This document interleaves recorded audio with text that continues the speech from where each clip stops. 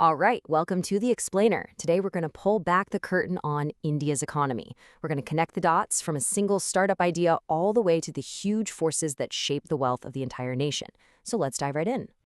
So, you've got this great idea, right? A game changer. But how do you actually get the cash you need to make it happen? This is the billion-dollar question, literally. It's all about connecting brilliant minds with the money needed to turn those brilliant ideas into reality. And you know what? That's the fundamental puzzle every single economy on the planet is trying to solve.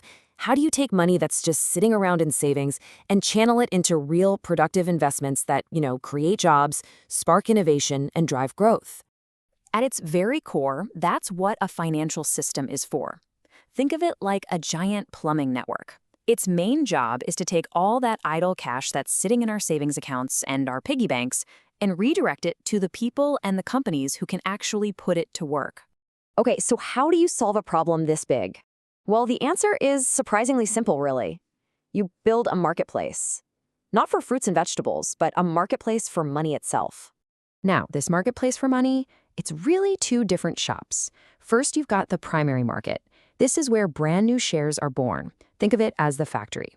A company goes here to get fresh cash for the very first time. Then there's the secondary market, which is the giant retail store, like the NSE. This is where you and I trade those already existing shares back and forth with each other. Let's make this real. Imagine a cool startup. We'll call it FinTech X. They need a ton of money to expand. So what do? They go to the primary market and launch an IPO. People like us apply for the shares, our money gets temporarily blocked, and then boom, the shares are allotted. The very second those shares hit a stock exchange like the NSE and start trading, they've officially crossed over into the secondary market. Simple as that. Okay, but wait a second. Whenever you have this much money flying around, it brings up a huge question. How do we know the whole thing isn't rigged? Because, let's be honest, the potential for scams, for fraud, for the whole system to just wobble is absolutely massive.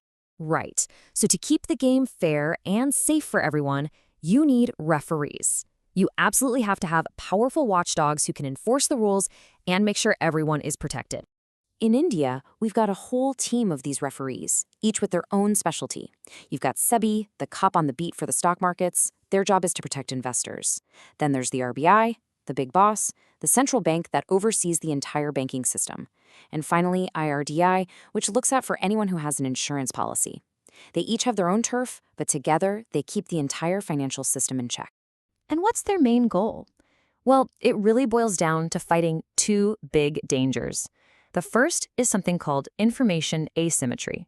Now, that's just a fancy way of saying they prevent a rigged game where insiders know things that you don't. The second danger is systemic risk. This is a big one. It's about making sure that if one giant company fails, it doesn't trigger a domino effect and bring down the whole financial house of cards with it. And this whole regulatory system wasn't built in a day.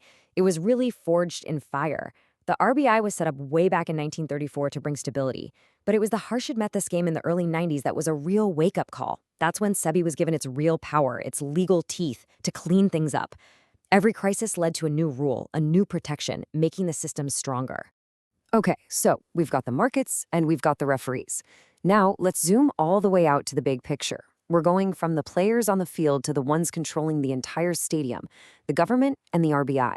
And they have some seriously powerful tools they use to steer the whole economic ship. The government's number one tool is what we call fiscal policy. Don't let the name intimidate you. It's really simple. It's all about how the government spends its money and how it collects money, mostly through taxes.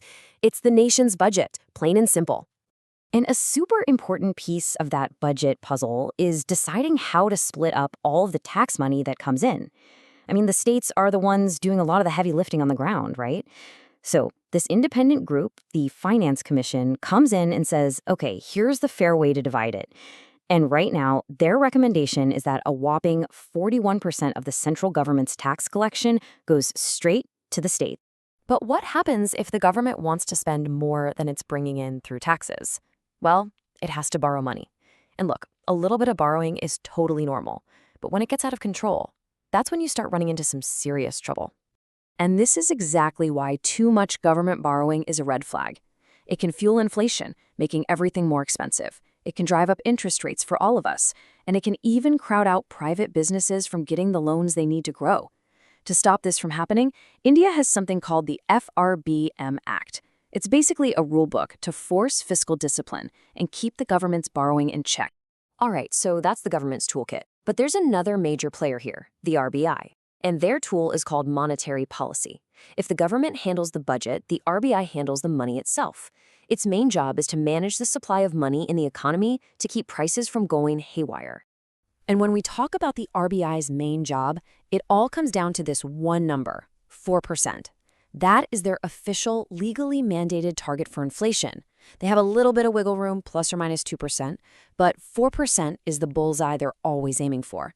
So how do they measure inflation to see if they're hitting that target? Well, they look at a bunch of things, but their main guide is the Consumer Price Index, or CPI. Why CPI? Because it tracks the actual prices that you and I pay for everything, from food to fuel to services. It's the real-world measure of our cost of living. And that leaves us with the biggest question of all. We've built this incredible, complex, powerful machine for creating wealth. But what's the point if it doesn't work for everyone? How do we make sure that a small business owner in a village has the same access to this system as a tech billionaire in a megacity?